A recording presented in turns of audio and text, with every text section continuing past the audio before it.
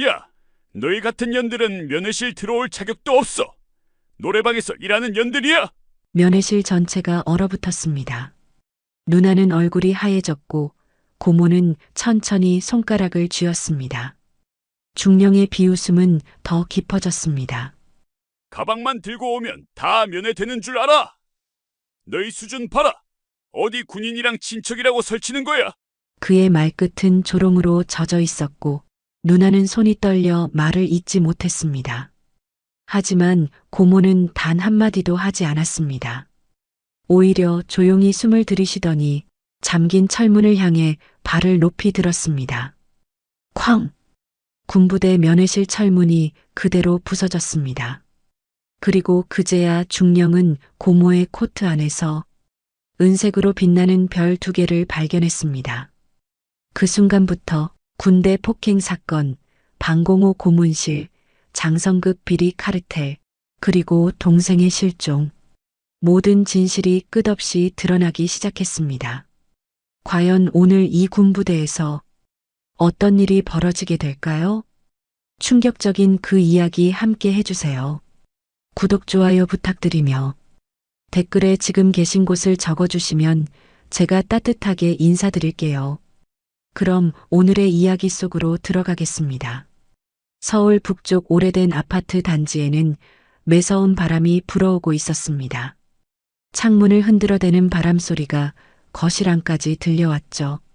마치 무언가 불길한 일이 다가오고 있다는 경고처럼 말입니다. 퇴근길에 지친 몸을 이끌고 집에 들어선 서진은 현관문을 닫자마자 가방에서 보온 텀블러를 꺼내 들었습니다. 뚜껑을 열자 따끈한 유자차 향이 코끝을 감쌌어요. 한 모금 마시니 목부터 가슴까지 온기가 스며들었습니다. 겨울마다 목이 쉬기 일쑤인 서진에게 이 텀블러는 계절을 함께 견디는 동반자 같은 존재였죠. 거실로 들어서니 식탁 위에는 이미 저녁 준비가 되어 있었습니다. 김이 모락모락 피어오르는 만두와 찌개가 놓여 있었고 그 옆에는 은숙 고모가 가져온 무릎 담요 한 장이 포개져 있었어요. 은숙은 언제나 조카들을 챙기는 일에 열심이었습니다. 특히 겨울철에는 더욱 그랬죠. 하지만 오늘따라 은숙의 표정에는 묘한 긴장감이 서려 있었습니다. 마치 무언가를 예감하고 있는 듯한 느낌이었어요. 서진이 의자에 앉으려 하자 은숙이 무릎 담요를 펼쳐 건네며 말했습니다. 서진아, 이렇게 추운 날엔 무릎이라도 덮고 있어야 한다. 냉기는 발끝에서부터 올라오는 거야. 몸을 따뜻하게 해야 마음도 견딜 수 있어. 마지막 말이 묘하게 무겁게 느껴졌습니다. 서진은 고모의 손길을 받으며 담요를 무릎에 덮었어요. 부드러운 천촉감이 차가워진 다리를 감싸며 포근함을 전해왔습니다. 이 담요는 늘 조카들을 생각하며 은숙이 챙겨오는 고모표 겨울 필수템이었죠. 서진은 작은 미소를 지으며 젓가락을 들었지만 왠지 모르게 목구멍으로 음식이 잘 넘어가지 않았습니다. 식사가 한창 진행되는 가운데 거실 소파에 앉아있던 아버지 강문혁은 텔레비전 뉴스를 보고 있었습니다. 화면에는 군대 폭행 사건 관련 자막이 흘러가고 있었어요. 피해자의 얼굴은 모자이크 처리되어 있었지만 그 옆에 서 있는 가족들의 눈물은 생생하게 보였습니다. 문혁은 한 손으로 뻐근한 어깨를 주무르다가 파스 한 장을 떼어 목덜미에 붙였습니다. 시원한 냄새가 거실 안으로 퍼져나갔죠. 연말이라 그런가 요즘 뉴스가 너무 심란하구나. 군대라는 곳이 이렇게까지 무너졌나 싶어서 말이야. 문혁의 목소리에는 무거운 피로와 함께 깊은 분노가 묻어났습니다. 그는 군인으로 평생을 살아온 사람이었어요. 뉴스 속 사건들이 그저 남의 일처럼 느껴지지 않았던 것이죠. 특히 요즘 들어 군대 내부 폭력 사건이 연이어 터져 나오면서 문혁의 표정은 날로 어두워지고 있었습니다.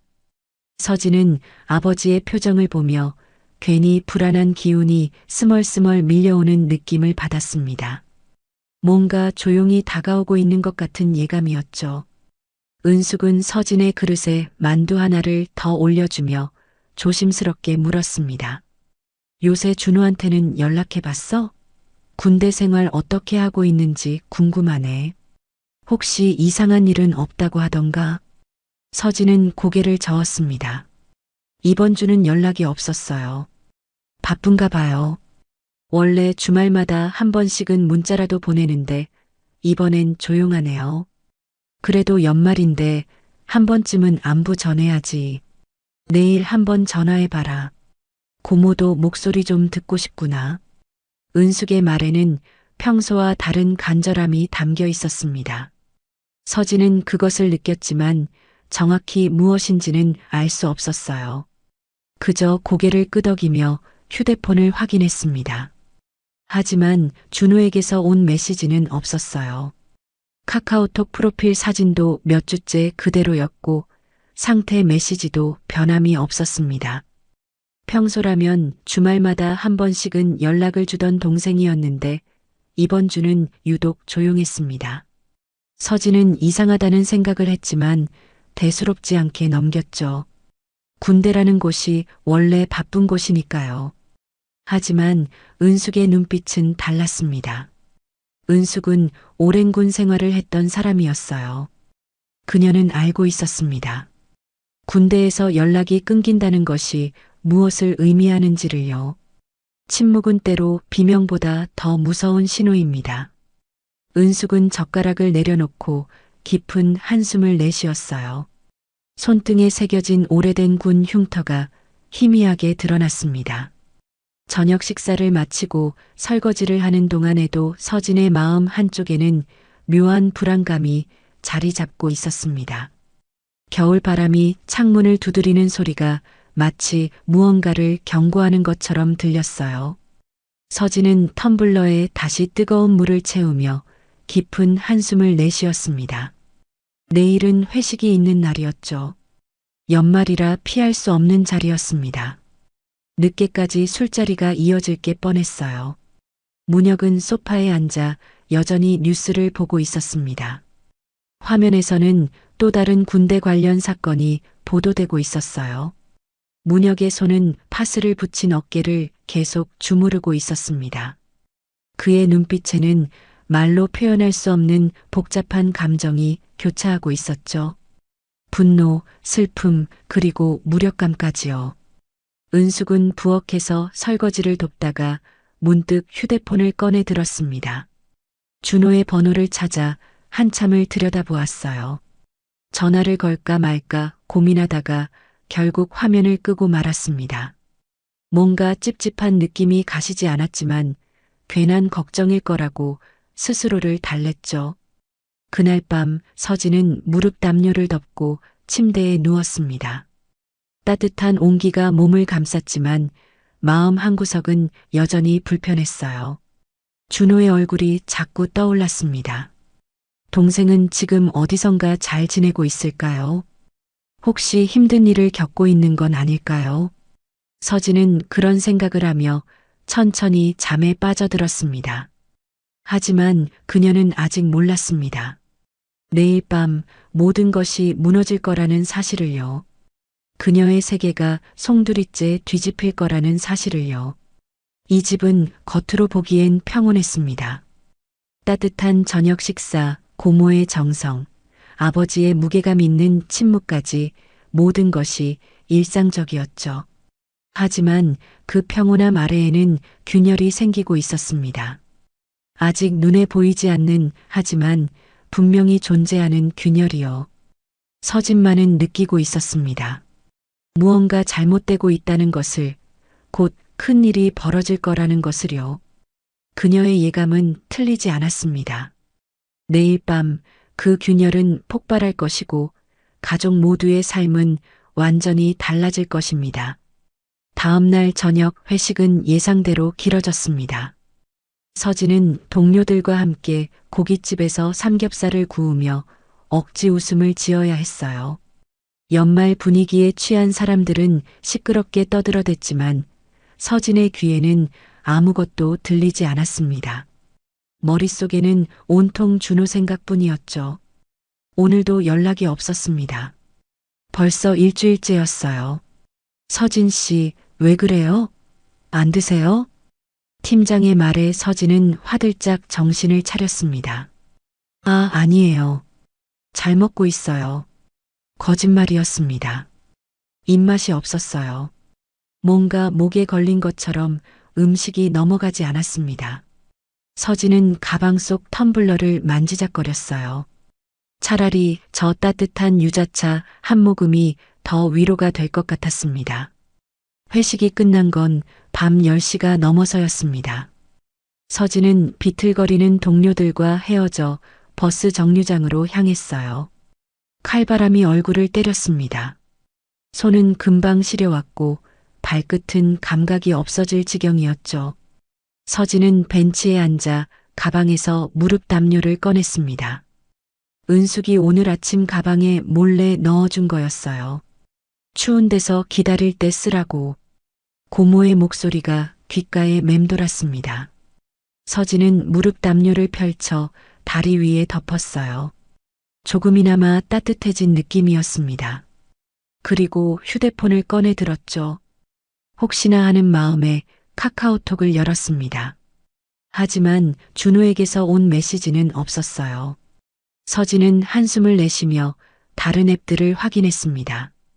그때였습니다. 문자 메시지 알림이 하나 떠올랐어요. 발신자는 모르는 번호였습니다. 서진은 무심코 메시지를 열었죠.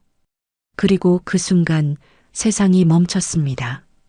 메시지에는 동영상 파일 하나가 첨부되어 있었습니다. 제목도 없었고 설명도 없었어요. 다만 짧은 문장 하나만 적혀 있었습니다. 강준호 일병 관련.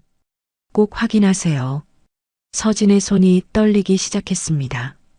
심장이 미친 듯이 뛰었어요. 뭔가 잘못된 예감이 온몸을 휘감았습니다. 서진은 떨리는 손가락으로 동영상을 재생했습니다. 로딩이 되는 몇 초가 영원처럼 느껴졌어요. 화면이 켜졌습니다. 어두컴컴한 공간이 보였어요. 희미한 형광등 하나가 깜빡이고 있었습니다. 그리고 그 아래 바닥에 쓰러져 있는 사람이 보였죠. 군복을 입은 사람이었습니다. 카메라가 천천히 가까이 다가갔어요. 서진의 입에서 비명이 터져 나올 뻔했습니다. 화면 속 사람은 준호였습니다. 동생 준호였어요. 얼굴은 피멍으로 가득했고 입술은 터져 있었습니다. 한쪽 눈은 거의 감긴 상태였어요. 갈비뼈 부분 군복에는 선명한 군화 자국이 찍혀 있었습니다. 마치 짓밟힌 것처럼요. 준호는 벽에 기댄 채 가까스로 고개를 들었습니다. 카메라를 향해 떨리는 목소리로 말했어요. 누나 살려줘. 제발 여기서 꺼내줘. 목소리는 거의 속삭임에 가까웠습니다. 힘이 하나도 없었어요. 그리고 영상은 거기서 끊겼습니다. 재생 시간은 고작 15초였지만 서진에게는 평생처럼 느껴졌습니다. 서진의 손에서 휴대폰이 미끄러졌습니다. 바닥에 떨어진 휴대폰 화면이 깨졌어요. 하지만 서진은 그것도 느끼지 못했습니다. 무릎 위에 덮어놓았던 담요가 바닥으로 떨어졌지만 신경 쓸 겨를이 없었어요. 가방에서 텀블러가 굴러떨어져 뚜껑이 열렸고 따뜻한 유자차가 바닥에 쏟아졌습니다. 하지만 서진은 아무것도 보지 못했습니다. 이게 뭐야, 진짜야? 이게 진짜 맞는 거야? 서진은 혼잣말처럼 중얼거렸습니다. 목소리가 떨렸어요. 손도 떨렸고 온몸이 떨렸습니다. 추위 때문이 아니었어요. 공포 때문이었습니다. 분노 때문이었습니다. 그리고 무엇보다 자책감 때문이었죠. 일주일 동안 연락이 없었는데도 대수롭지 않게 넘겼던 자신이 너무나 미웠습니다. 서진은 떨리는 손으로 휴대폰을 주워들었습니다. 깨진 화면이지만 작동은 했어요. 서진은 곧바로 은숙에게 전화를 걸었습니다. 신호음이 3번 울렸고 은숙이 전화를 받았어요. 서진아, 무슨 일이야? 이 밤에. 고모 준호가 큰일 났어요. 서진의 목소리는 울음으로 뒤섞였습니다. 제대로 말이 나오지 않았어요. 은숙의 목소리가 급격히 굳어졌습니다. 무슨 소리야? 준호가 어떻게 됐다는 거야? 영상이 왔는데 준호가 맞아서 피투성이에요. 고모, 어떡해요? 지금 어디야? 움직이지 말고 거기 있어. 내가 지금 간다. 전화가 끊겼습니다. 서진은 휴대폰을 꽉 쥔 채 벤치에 주저앉았어요. 눈물이 멈추지 않았습니다. 버스가 와도 탈 수 없었어요. 다리에 힘이 하나도 들어가지 않았습니다. 30분쯤 지났을까요? 은숙의 차가 급하게 정류장 앞에 섰습니다. 차에서 내린 은숙의 얼굴은 창백했어요. 서진을 보자마자 달려와 끌어안았습니다. 서진아, 괜찮아. 고모가 왔어. 영상 보여줘. 서진은 떨리는 손으로 휴대폰을 건넸습니다. 은숙은 깨진 화면을 통해 영상을 재생했어요. 15초 동안 은숙의 표정은 점점 굳어졌습니다. 영상이 끝났을 때 은숙의 손도 떨리고 있었습니다. 이 새끼들이 감히. 은숙의 목소리는 낮고 위험했습니다. 서진은 처음 들어보는 고모의 목소리였어요. 은숙은 휴대폰을 돌려주며 서진의 손을 잡았습니다. 서진아, 집에 가자. 지금 당장 아버지한테 보여드려야 해. 고모 준호는 지금 어디 있는 거예요? 모르겠다. 하지만 찾아낼 거야. 반드시. 은숙의 눈빛에는 결연한 의지가 타오르고 있었습니다. 서진은 고개를 끄덕였어요. 두 사람은 차에 올라탔고 은숙은 엑셀을 밟았습니다. 차 안은 침묵으로 가득했습니다. 서진은 창밖을 보며 눈물을 닦았어요. 은숙은 운전대를 꽉 쥔 채 앞만 보고 달렸습니다. 그녀의 손등에 새겨진 오래된 군 흉터가 가로등 불빛에 드러났어요. 은숙은 알고 있었습니다. 이것이 시작이라는 것을요. 그리고 이제 돌이킬 수 없다는 것을요. 집에 도착했을 때 문혁은 거실에서 뉴스를 보고 있었습니다. 두 사람이 급하게 들어오자 고개를 돌렸어요. 왜 이렇게 늦게 서진아? 왜 우는 거야? 은숙이 먼저 말했습니다. 오빠, 준호 영상 좀 봐야 해. 지금 당장. 문혁은 휴대폰 화면을 받아들었습니다. 깨진 화면을 통해 영상이 재생되기 시작했어요. 거실의 공기가 순식간에 얼어붙었습니다. 15초 동안 문혁의 얼굴에서는 모든 감정이 사라졌어요. 영상이 끝났을 때 그의 손은 미세하게 떨리고 있었습니다. 이게 언제 온 거야? 1시간 전이요. 모르는 번호에서 왔어요. 문혁은 천천히 일어났습니다. 그리고 소파 뒤 서랍에서 뭔가를 꺼냈어요.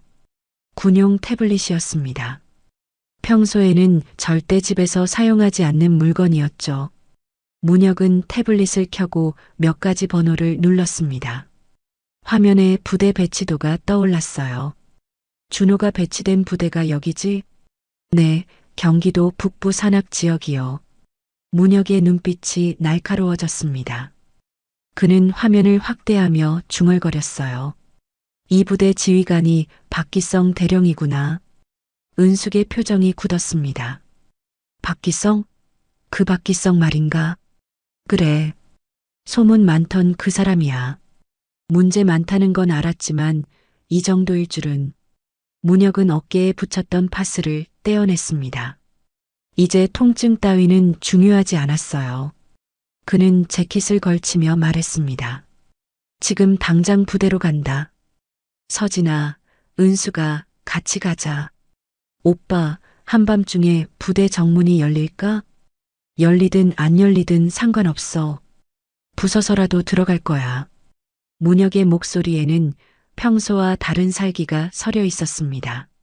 서진은 아버지의 그런 모습을 처음 봤어요. 은숙은 청가방을 챙기며 고개를 끄덕였습니다. 그래, 가자. 오늘 밤 안에 준호 얼굴 봐야겠어. 세 사람은 차에 올라탔습니다. 문혁이 직접 운전대를 잡았어요. 차는 밤거리를 가르며 북쪽으로 달렸습니다. 서진은 뒷좌석에서 텀블러를 꽉 쥐고 있었어요. 차가워진 유자차였지만 그것이라도 쥐고 있어야 마음이 진정되는 것 같았습니다.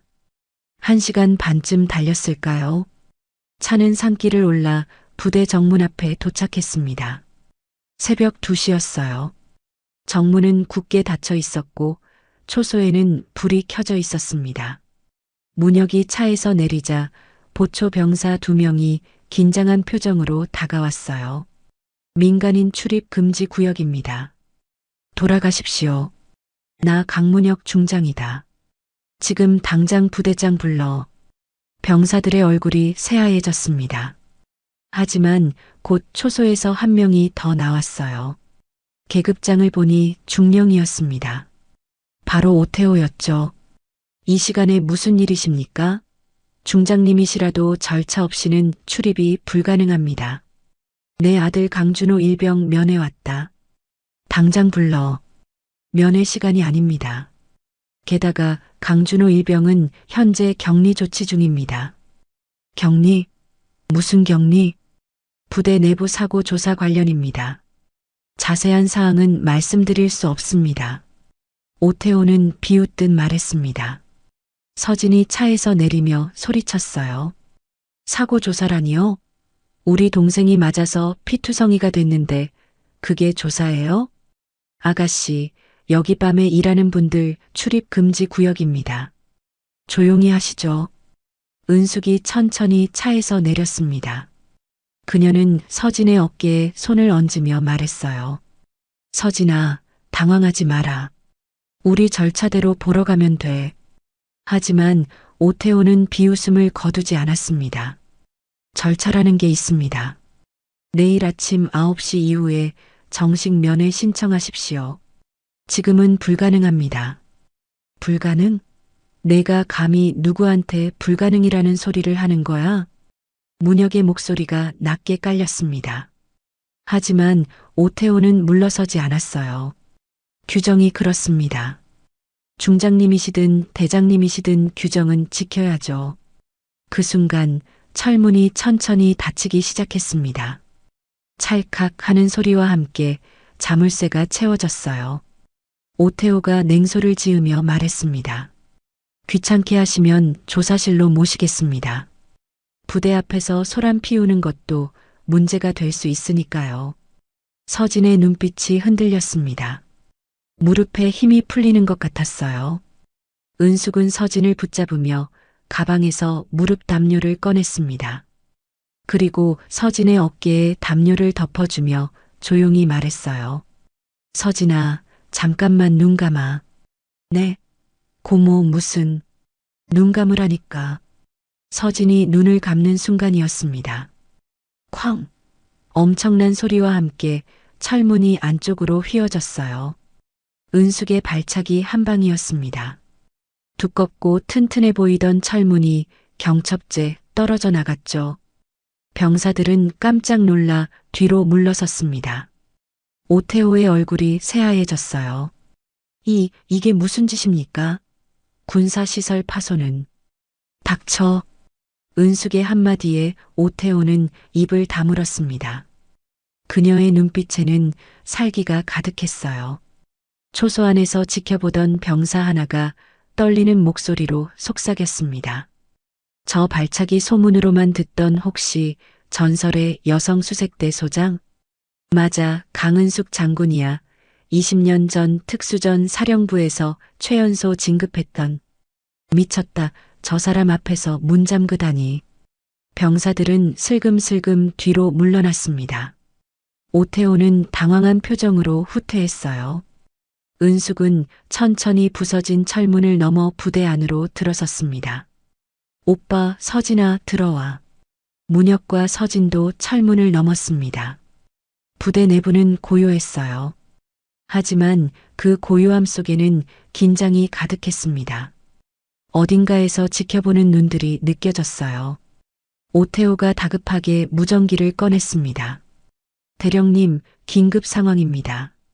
민간인 침입. 은숙이 순식간에 다가가 무전기를 낚아챘습니다. 그리고 바닥에 던져 부숴버렸어요. 박기성한테 전해. 강은숙이 왔다고. 그리고 준호 당장 내놓으라고. 오태호는 아무 말도 하지 못했습니다. 은숙의 기세에 완전히 눌려버린 거예요.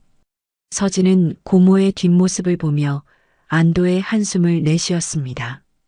동시에 가슴속에서 뭔가 뜨거운 것이 끓어오르는 걸 느꼈어요. 문혁이 앞으로 나서며 말했습니다. 지금부터 이 부대는 내 관할이다. 누구든 준호가 어디 있는지 알면 당장 말해. 부대 공기가 완전히 뒤집혔습니다. 병사들은 서로 눈치만 보며 수군거렸어요. 그 순간 멀리서 불빛 하나가 다가오고 있었습니다.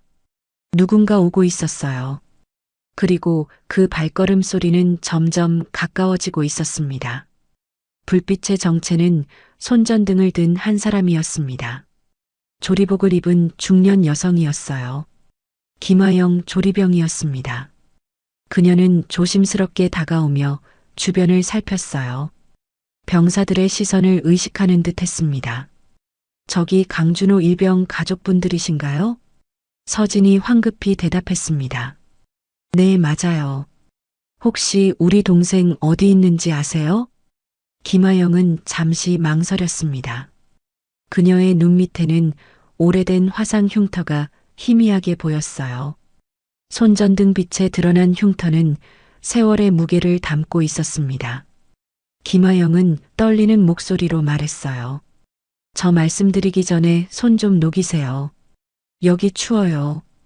김하영은 서진의 손을 보며 가방에서 뭔가를 꺼냈습니다. 서진이 버스 정류장에서 떨어뜨렸던 텀블러였어요. 김하영이 주워서 씻어놓은 거였습니다. 아까 정문 앞에 떨어져 있더라고요.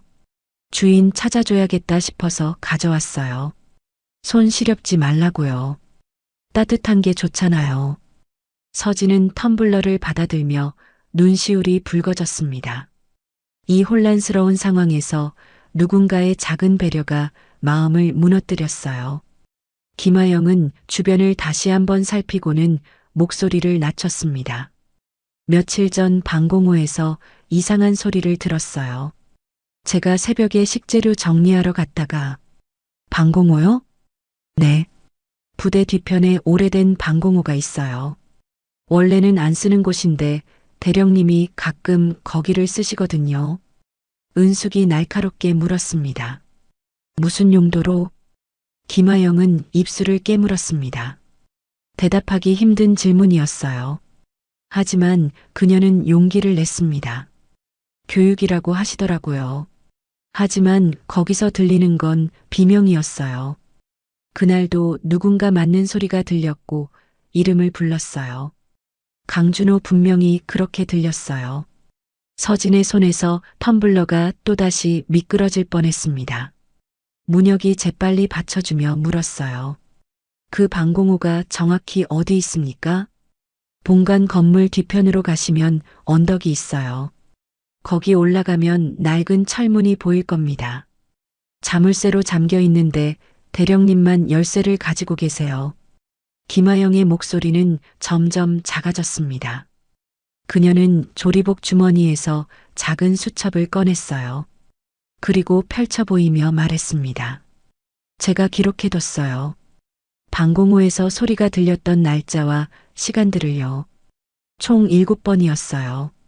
일주일 동안 7번. 수첩에는 빼곡하게 날짜와 시간이 적혀 있었습니다. 그리고 각 기록 옆에는 짧은 메모들이 있었어요. 비명소리, 구타소리, 애원하는 목소리. 서진은 수첩을 보며 울음을 참아야 했습니다. 은숙이 김하영의 어깨에 손을 얹었습니다. 왜 이렇게까지 기록하신 겁니까? 김하영의 눈에 눈물이 고였습니다. 저도 예전에 군인이었어요. 예비역 중령입니다. 그리고 전사자 유가족이기도 하고요. 김하영은 손등에 화상 흉터를 쓸었습니다. 제 남편이 20년 전 훈련 중 사고로 세상을 떠났어요. 그때도 부대에서는 사고라고 했지만 진실은 폭행이었어요. 하지만 아무도 책임지지 않았죠. 저는 그때 아무것도 할 수 없었어요. 증거도 없었고 힘도 없었으니까요. 김하영의 목소리가 떨렸습니다. 그래서 이번에는 그냥 넘어갈 수 없었어요. 저도 참을 만큼 참았습니다. 이 아이가 제 남편처럼 되는 걸 그냥 볼 수는 없었어요. 서진은 김하영의 손을 꽉 잡았습니다. 텀블러의 온기가 두 사람의 손을 통해 전해졌어요. 김하영은 눈물을 닦으며 말을 이었습니다. 방공호 열쇠는 대령님이 가지고 계시지만 뒤편에 환기구가 있어요. 거기로 들어갈 수 있을 겁니다. 문혁이 고개를 끄덕였습니다. 안내해 주시겠습니까? 물론이죠. 따라오세요. 김하영이 앞장서서 걷기 시작했습니다. 네 사람은 본관 건물을 지나 뒤편 언덕으로 향했어요. 주변에서 병사들이 몰래 지켜보고 있었지만 아무도 나서지 않았습니다. 은숙의 기세에 눌렸거나 아니면 내심 이들을 응원하고 있었던 거죠. 언덕을 오르는 동안 병사 몇 명이 수군거리는 소리가 들렸습니다.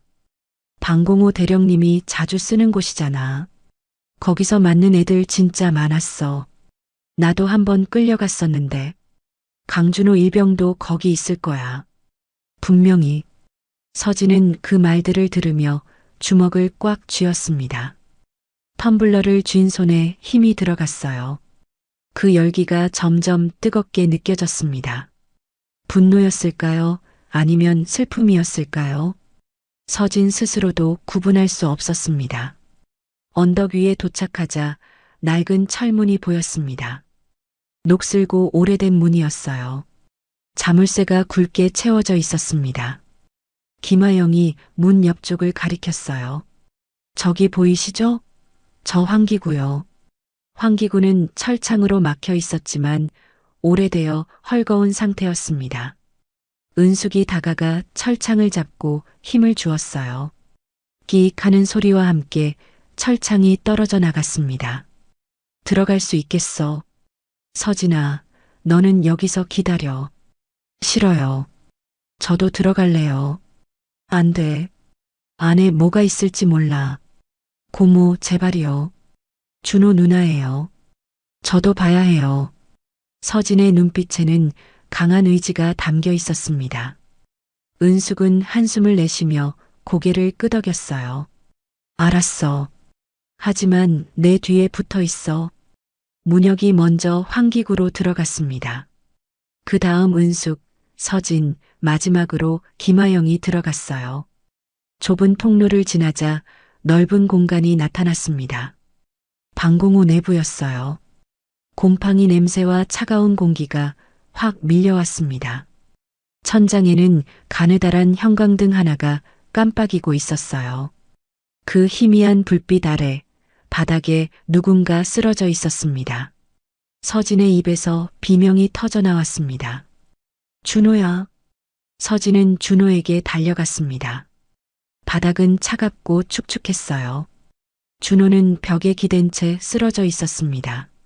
군복은 여기저기 찢어져 있었고 갈비뼈 부분에는 선명한 군화 발자국이 찍혀 있었어요. 얼굴은 피멍으로 뒤덮여 있었고 손목에는 밧줄 자국이 선명했습니다. 말라붙은 피가 손목을 감싸고 있었죠. 준호야, 준호야, 누나 왔어. 서진은 준호를 안으며 울음을 터뜨렸습니다. 준호는 가까스로 눈을 떴어요. 초점 없는 눈빛이었습니다. 입술이 떨리며 작은 소리가 새어나왔어요. 누나? 그래, 누나야. 괜찮아. 이제 괜찮아. 서진은 가방에서 무릎 담요를 꺼냈습니다. 그리고 준호의 어깨에 조심스럽게 덮어주었어요. 준호의 몸은 얼음장처럼 차가웠습니다. 담요를 덮어도 떨림이 멈추지 않았죠. 은숙은 주머니에서 파스를 꺼냈습니다. 몇 장 남지 않은 파스였어요. 은숙은 준호의 멍든 팔에 조심스럽게 붙여주었습니다.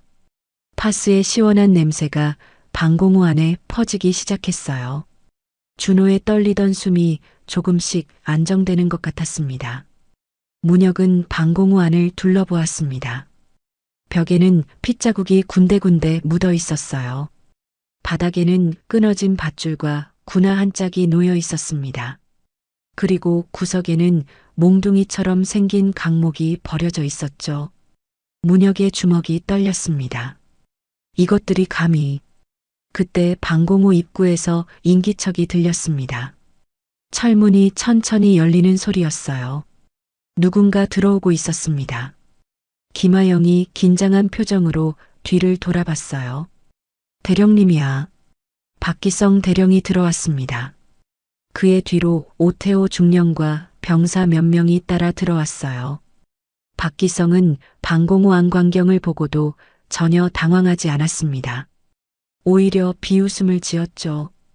이게 무슨 난리법석입니까? 한밤중에 부대 시설을 파손하고 무단 침입하다니요. 문혁이 일어서며 말했습니다. 박기성 대령, 지금 이 상황을 보고도 그런 소리가 나옵니까? 무슨 상황 말입니까? 강준호 일병은 부대 내 규율 위반으로 교육을 받고 있던 중입니다. 정당한 절차였어요. 교육? 이게 교육이라고요? 서진이 떨리는 목소리로 소리쳤습니다. 박기성은 서진을 차갑게 내려다보며 말했어요. 민간인이 군 내부 일에 참견할 권한은 없습니다. 강준호 일병이 먼저 제 아들을 폭행했어요. 이건 정당방위였습니다. 정당방위요? 이게요? 은숙이 준호의 상처를 가리키며 말했습니다. 박기성은 여전히 태연했어요. 제 아들 상병 박지훈도 피해를 입었습니다. 갈비뼈에 금이 갔고 얼굴에 타박상을 입었어요. 강준호 일병이 먼저 시비를 걸었고 제 아들은 방어했을 뿐입니다. 박기성은 가방에서 서류 몇 장을 꺼냈습니다.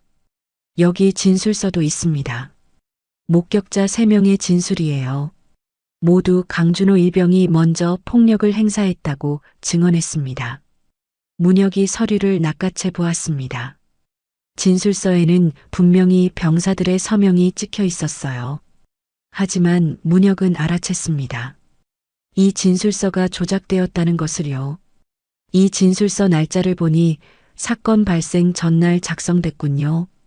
어떻게 사건이 일어나기 전에 진술서가 나올 수 있죠? 박기성의 표정이 순간 굳었습니다. 하지만 곧 다시 여유를 찾았어요.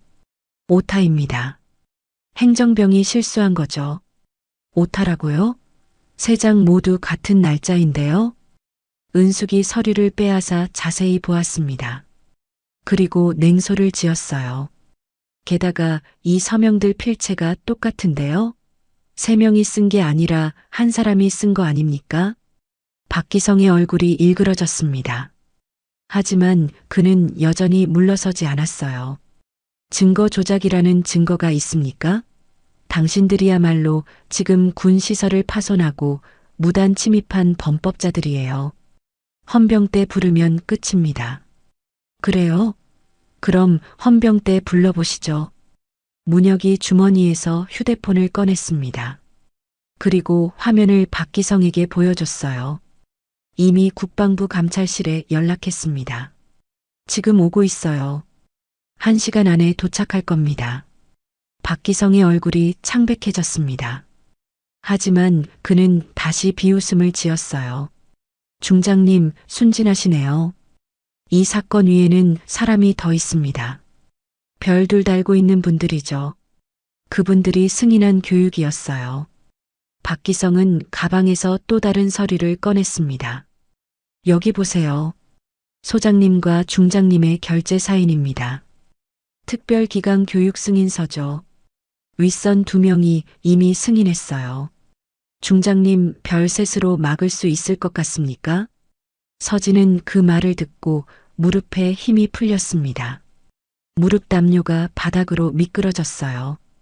은숙은 서진을 부축하며 이를 악물었습니다. 그렇게 높은 데까지 썩었다는 거냐? 박기성은 승리한 듯 웃었습니다. 군대라는 게 원래 그렇습니다. 위에서 정한 건 아래에서 따라야죠.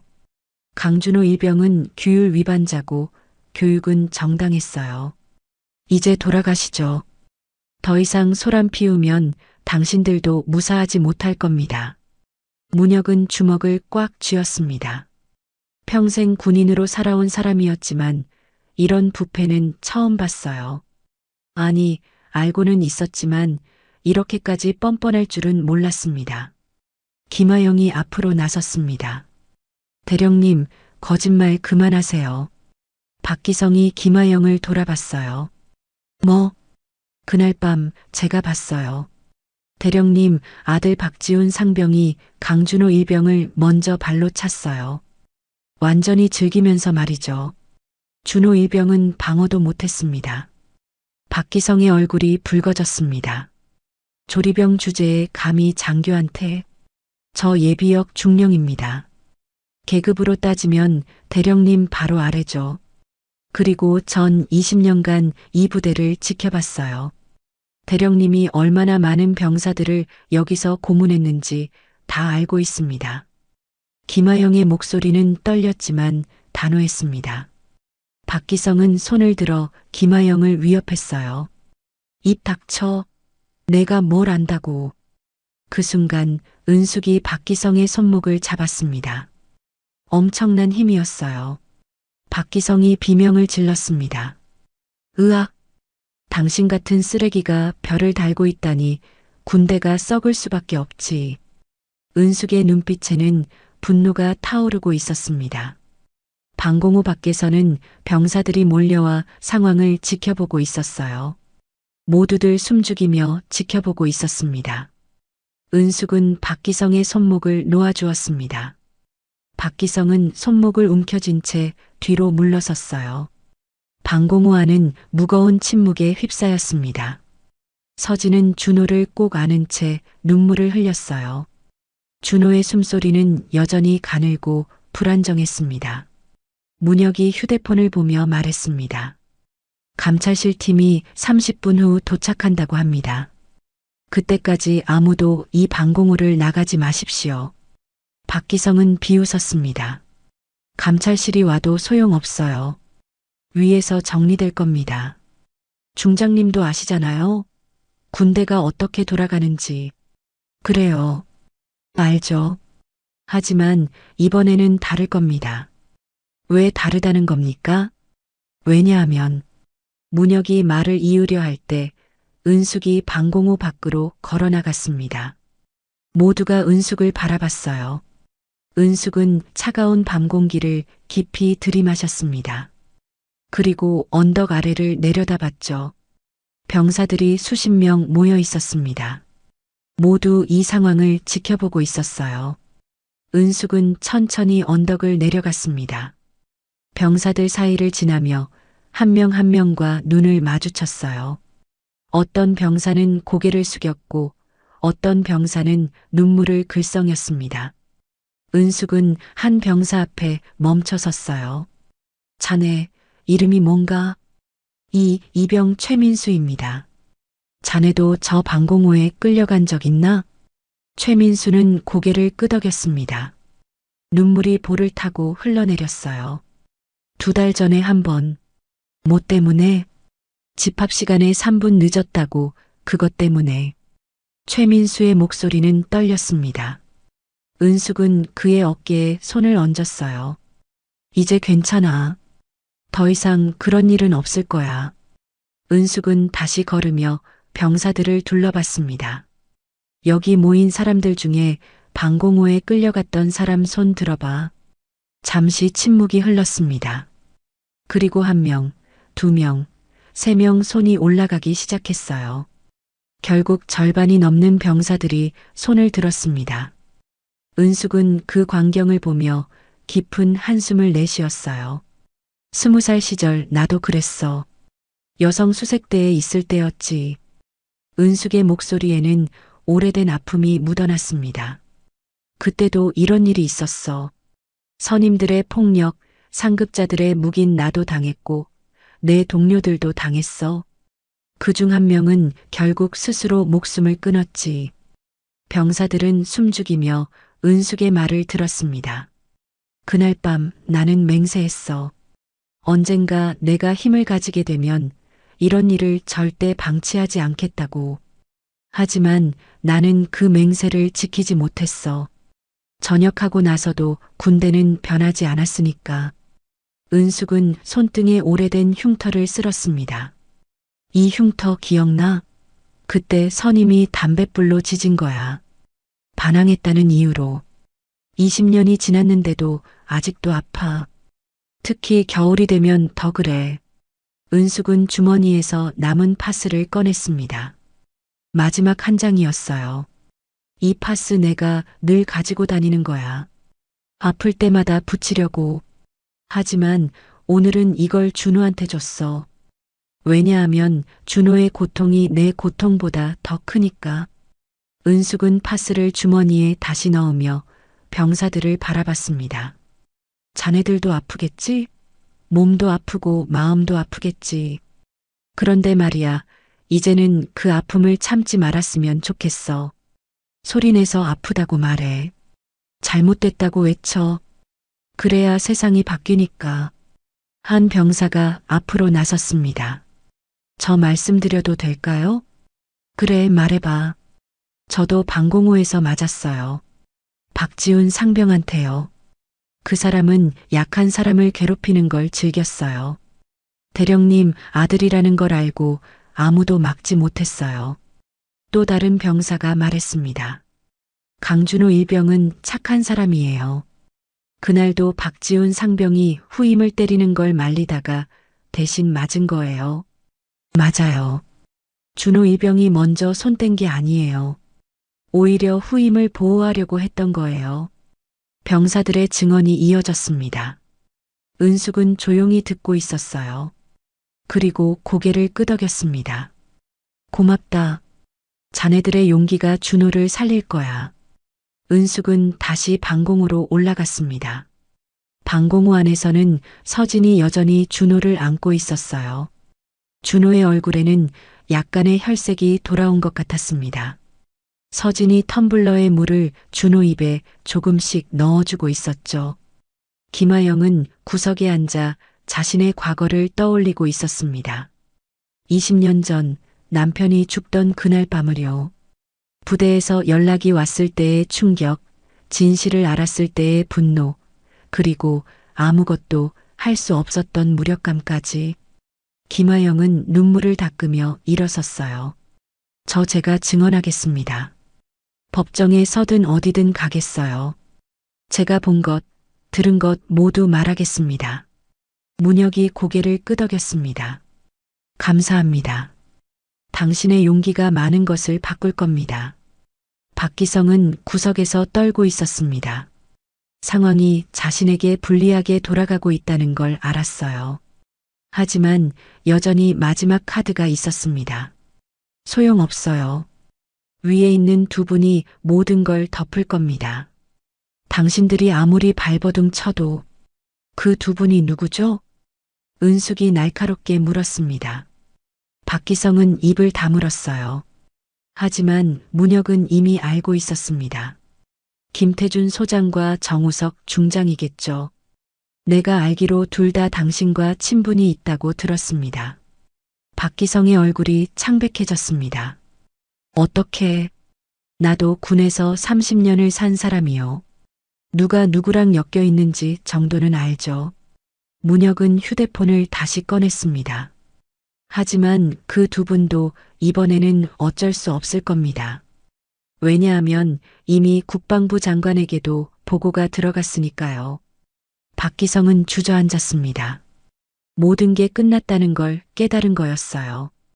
은숙은 그런 박기성을 내려다보며 말했습니다. 당신 같은 사람들 때문에 군대가 썩는 거야.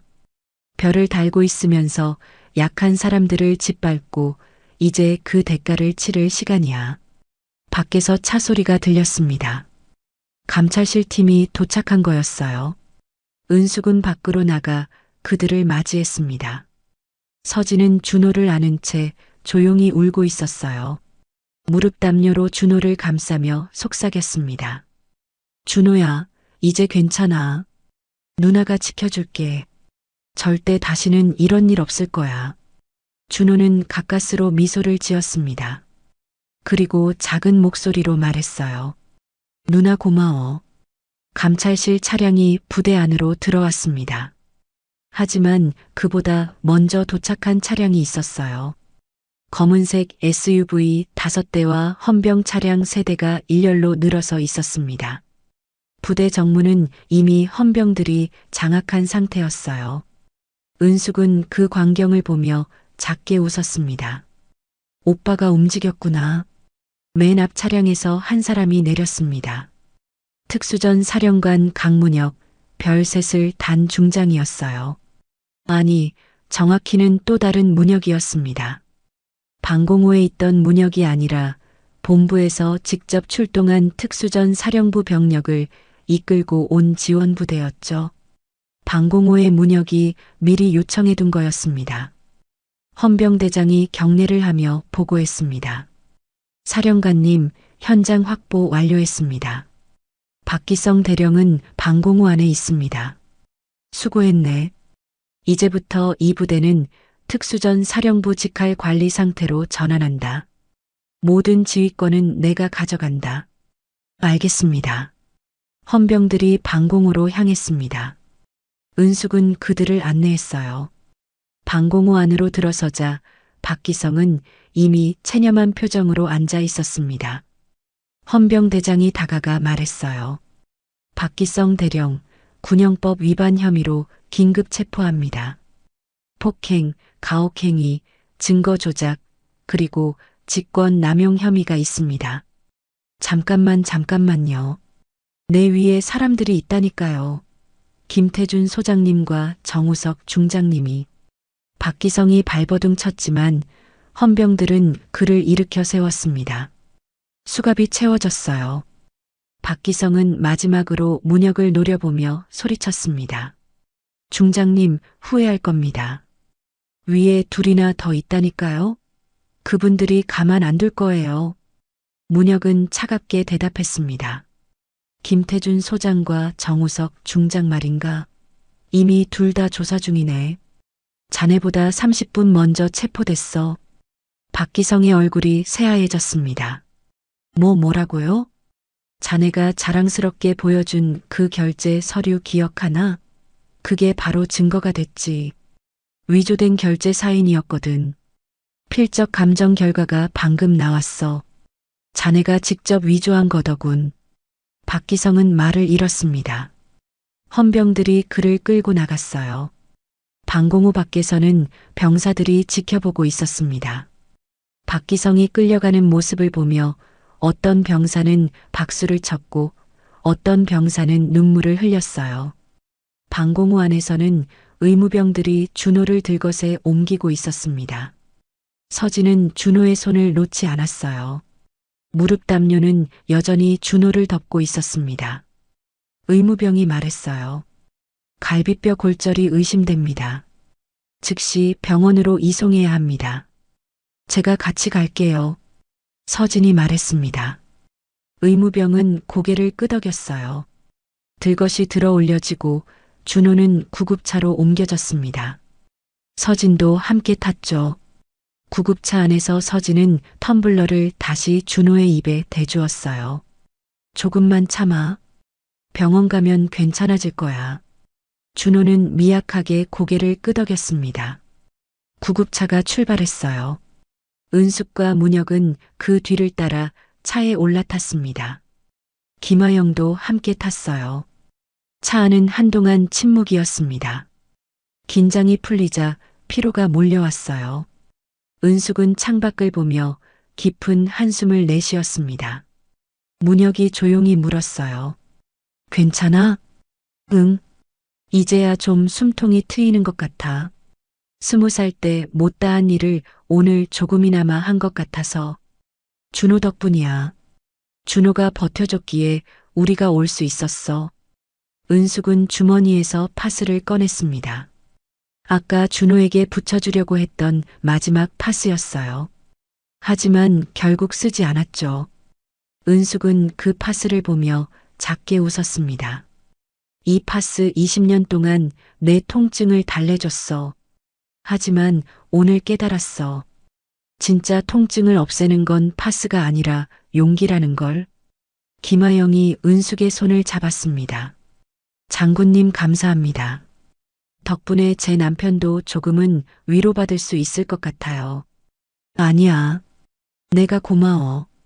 당신이 용기 내주지 않았으면 오늘 이렇게 되지 못했을 거야. 병원에 도착했을 때는 새벽 5시였습니다. 준호는 응급실로 옮겨졌고 의사들이 즉시 검사를 시작했어요. 서진은 응급실 밖에서 초조하게 기다렸습니다. 은숙이 서진의 어깨에 담요를 덮어주었어요. 걱정 마. 준호는 강한 아이야. 이겨낼 거야. 1시간쯤 지났을까요? 의사가 나왔습니다. 환자 보호자분이신가요? 네, 저 누나예요. 갈비뼈 2대에 골절이 있고 전신에 타박상이 심합니다. 하지만 다행히 내장 손상은 없어요. 회복하는데 시간이 좀 걸리겠지만 생명에는 지장 없습니다. 서진은 그 말을 듣고 주저앉았습니다. 눈물이 터져 나왔어요. 안도의 눈물이었습니다. 은숙이 서진을 일으켜 세우며 안았어요. 다행이다, 정말 다행이야. 문혁도 깊은 한숨을 내쉬었습니다. 그리고 복도 끝으로 걸어가 창밖을 내다봤어요. 동쪽 하늘이 밝아오고 있었습니다. 긴 밤이 끝나가고 있었죠. 휴대폰이 울렸습니다. 국방부 장관이었어요. 문혁은 전화를 받았습니다. 네, 장관님. 문혁 중장, 수고 많았네. 박기성 대령과 공모자들 전원 구속 수사에 들어갔어. 이번 사건은 끝까지 파헤칠 거야. 감사합니다. 그리고 자네 아들 강준호 일병, 용감한 젊은이더군. 후임을 지키려다 당한 거라면서? 그런 병사야말로 진짜 군인이지. 과찬이십니다. 이번 사건을 계기로 군 내부 폭력 근절 대책을 전면 재검토할 거야. 자네도 태스크포스에 참여해주게. 알겠습니다. 전화가 끊어졌습니다. 문혁은 창밖을 보며 중얼거렸어요. 준호야, 내가 해낸 거야. 내 용기가 군대를 바꿀지도 몰라. 응급실 문이 열리고 간호사가 나왔습니다. 보호자분들 들어오셔도 됩니다. 환자가 의식이 돌아왔어요. 서진이 제일 먼저 뛰어들어갔습니다. 준호는 침대에 누워 있었어요. 얼굴에는 여전히 붕대가 감겨 있었지만 눈빛은 살아 있었습니다. 서진이 준호의 손을 잡았어요. 준호야, 누나 이제 괜찮아? 응, 이제 다 괜찮아. 넌 정말 용감했어. 준호는 작게 미소 지었습니다. 은숙과 문혁도 들어와 준호를 내려다봤어요. 문혁이 말했습니다. 준호야, 아빠가 미안하다. 진작 알아챘어야 했는데. 아니에요, 아빠. 아빠 잘못 아니에요. 넌 후임을 지키려고 했다며? 그게 진짜 군인이야. 아빠가 자랑스럽다. 준호의 눈에 눈물이 고였습니다. 행복한 눈물이었어요. 은숙은 주머니에서 마지막 파스를 꺼내 준호의 손에 쥐어주었습니다. 이거 가지고 있어. 아플 때 붙여. 그리고 기억해. 이 작은 파스처럼 작은 용기도 큰 변화를 만들어낼 수 있다는 걸. 준호는 파스를 꽉 쥐었습니다. 네 사람은 침대 주위에 둘러서서 서로를 바라봤어요. 긴 밤이 지나고 새로운 아침이 밝아오고 있었습니다. 며칠이 흘렀습니다. 준호는 병원에서 일주일간 치료를 받은 후 퇴원했어요. 갈비뼈는 아직 완전히 아물지 않았지만 집에서 요양하는 것이 더 낫다는 의사의 판단이었죠. 퇴원하는 날 준호는 천천히 걸으며 병원 복도를 나왔습니다. 서진이 옆에서 부축했어요. 천천히, 천천히. 누나, 괜찮아. 이 정도는 혼자 걸을 수 있어. 아니야, 아직 무리하면 안 돼. 현관 앞에는 은숙과 문혁이 차를 대고 기다리고 있었습니다. 은숙이 뒷좌석 문을 열어주었어요. 준호가 차에 오르자 은숙은 무릎 담요를 꺼내 준호의 다리에 덮어주었습니다. 아직 추우니까 이거라도 덮고 있어. 고모 고마워요. 차는 집을 향해 달렸습니다. 창밖으로는 겨울 풍경이 스쳐 지나갔어요. 하얗게 눈이 내린 거리, 사람들의 분주한 발걸음, 연말의 활기찬 분위기까지. 준호는 창밖을 보며 깊은 숨을 들이마셨습니다. 살아있다는 게 이렇게 감사한 일인지 새삼 느꼈어요. 집에 도착했을 때는 오후 2시쯤이었습니다. 거실에는 이미 식탁이 차려져 있었어요. 김아영 아줌마가 와서 준비해 준 거였습니다. 따끈한 미역국, 갓 지은 밥, 그리고 준호가 좋아하는 반찬들이 가득했죠. 준호야, 미역국은 회복에 좋다고 해서 끓여봤어. 많이 먹어. 김아영의 목소리에는 따뜻함이 묻어났습니다. 준호는 고개를 숙여 인사했어요. 아줌마, 정말 감사합니다. 아줌마 아니었으면 저 지금 여기 없었을 거예요. 무슨 소리야? 당연한 일 했을 뿐이야. 이제 푹 쉬고 건강 회복해. 준호는 식탁에 앉았습니다. 서진이 국을 떠서 준호 앞에 놓아주었어요. 은숙은 무릎 담요를 준호의 의자에 걸쳐 주었고 문혁은 따뜻한 차를 텀블러에 담아 건넸습니다. 천천히 먹어라. 서두를 필요 없어. 준호는 한 숟가락 떠서 입에 넣었습니다. 따뜻한 국물이 목을 타고 내려갔어요. 그 순간 눈물이 핑 돌았습니다. 음식 맛 때문이 아니었어요. 이렇게 평범한 일상이 가족과 함께하는 이 순간이 얼마나 소중한지 깨달았기 때문이었죠. 식사를 하는 동안 문혁이 조심스럽게 말을 꺼냈습니다. 준호야, 부대 상황 궁금하지? 준호는 숟가락을 내려놓고 고개를 들었어요. 네, 궁금해요. 박기성 대령은 군사법정에 회부됐어. 폭행, 가혹행위, 증거 조작, 직권 남용 모든 혐의가 인정됐지. 최소 10년은 복역할 거야. 그리고 공모했던 장교들도요? 김태준 소장과 정우석 중장도 같이 조사받고 있어. 둘 다 직위 해제됐고 곧 기소될 거야. 오태호 중령도 마찬가지고. 준호는 깊은 한숨을 내쉬었습니다. 은숙이 말했어요. 그리고 박지훈 상병도 군 검찰에 송치됐어. 폭행 가담 혐의로 조사 중이야. 내가 보호했던 후임 병사가 용감하게 증언해줬더라. 정말요? 응. 그 친구 이름이 김성민이었나? 그 친구가 내가 자기를 지켜줬다고 똑똑히 말했어. 덕분에 진실이 밝혀진 거야. 준호는 안도의 표정을 지었습니다. 성민이가 무사하다는 것만으로도 위로가 됐어요. 문혁이 말을 이었습니다. 이번 사건으로 국방부에서 군 내부 폭력 근절 대책을 전면 재검토하기로 했어. 모든 부대에 익명 신고 시스템을 도입하고 감찰 인력도 대폭 늘릴 예정이야. 정말 달라질까요? 준호의 목소리에는 의구심이 섞여 있었습니다. 문혁은 준호의 어깨에 손을 얹었어요. 하루아침에 모든 게 바뀌진 않을 거야.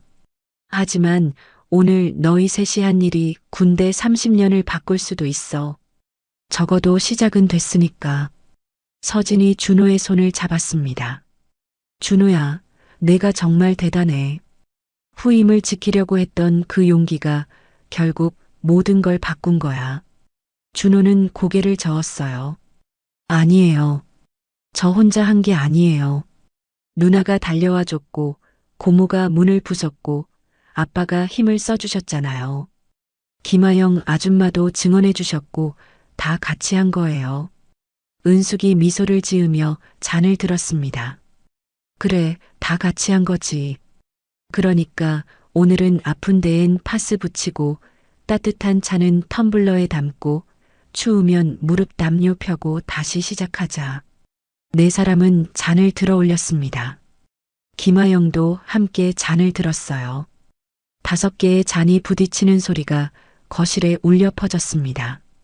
맑고 경쾌한 소리였죠. 식사를 마친 후 준호는 거실 소파에 앉아 쉬었습니다. 무릎 담요를 덮고 텀블러를 손에 쥔 채 창밖을 바라봤어요. 눈이 내리고 있었습니다. 하얀 눈송이들이 천천히 내려와 세상을 덮고 있었죠. 서진이 옆에 앉으며 물었습니다. 뭐 생각해? 그냥 이 순간이 꿈 같아요. 일주일 전에는 방공호 바닥에 쓰러져 있었는데 지금은 여기 앉아서 눈 구경을 하고 있잖아요. 이게 현실이야. 그리고 앞으로도 계속 이런 현실이 이어질 거야. 준호는 고개를 끄덕였습니다. 그리고 주머니에서 뭔가를 꺼냈어요. 은숙이 줬던 파스였습니다. 준호는 그 파스를 들여다보며 말했어요. 고모가 그러셨어요. 작은 용기도 큰 변화를 만들어낼 수 있다고. 전 그 말이 진짜인지 이제야 알겠어요. 너의 용기가 증명했어. 그리고 그 용기는 다른 사람들에게도 전해질 거야. 창밖에서는 눈이 계속 내리고 있었습니다. 거리의 가로등 불빛에 반짝이는 눈송이들이 아름다웠어요. 문혁이 창가에 서서 말했습니다. 이제 숨 좀 쉬겠다. 정말 긴 밤이었어. 은숙이 대답했습니다. 그래도 밤은 지나갔어. 이제 아침이야. 김하영은 부엌에서 설거지를 하며 조용히 눈물을 닦았습니다. 20년 전 남편을 잃었을 때 느꼈던 무력감이 조금은 해소되는 것 같았어요. 이번에는 달랐습니다. 이번에는 진실이 이겼으니까요. 저녁이 되자 준호는 방으로 들어가 침대에 누웠습니다. 갈비뼈가 아직 아팠지만 마음만큼은 가벼웠어요. 서진이 문을 열고 들어와 침대 옆에 앉았습니다. 잘 시간이야. 푹 자. 누나 고마워요. 정말로. 뭘? 누나가 당연히 해야 할 일이었어. 서진은 준호의 이마에 손을 얹었습니다. 따뜻한 온기가 전해졌어요. 그리고 불을 끄고 나갔습니다. 방은 어둠에 잠겼지만 창밖의 가로등 불빛이 희미하게 들어왔어요. 준호는 눈을 감았습니다. 그리고 지난 며칠을 떠올렸어요. 방공호의 어둠, 고통, 절망하지만 그 끝에는 빛이 있었습니다. 누나의 목소리, 고모의 발차기, 아빠의 권위, 김하영 아줌마의 증언 모든 것이 모여 자신을 구해냈죠. 준호는 작게 미소 지으며 잠에 빠져들었습니다. 거실에서는 세 사람이 마지막 차를 마시고 있었습니다. 은숙이 텀블러를 들며 말했어요. 오빠, 누나 우리 정말 해냈어. 응, 우리 해냈어. 문혁이 창밖을 바라보며 말했습니다. 저기 봐. 별이 떠오르고 있어. 세 사람은 창밖을 보았습니다. 눈이 그친 하늘에는 별들이 하나둘 떠오르고 있었어요. 작지만 밝게 빛나는 별들이었습니다. 그 별들은 말하고 있었습니다.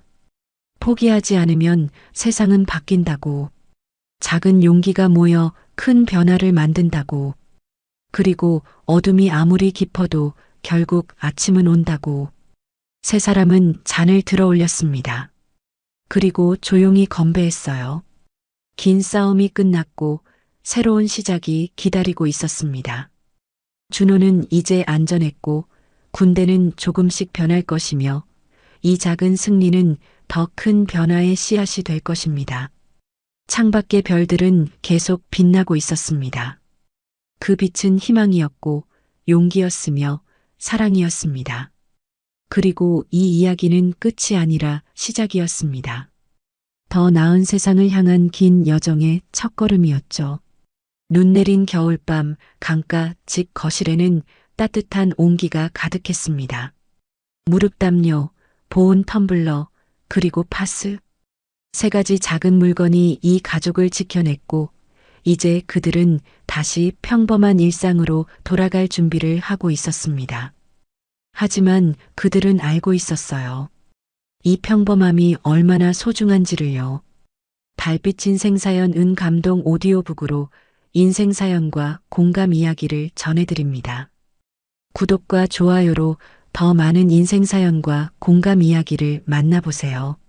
지금 듣고 계신 장소를 댓글로 남겨주시면 제가 반갑게 인사드리겠습니다. 오늘도 함께 해주셔서 감사합니다.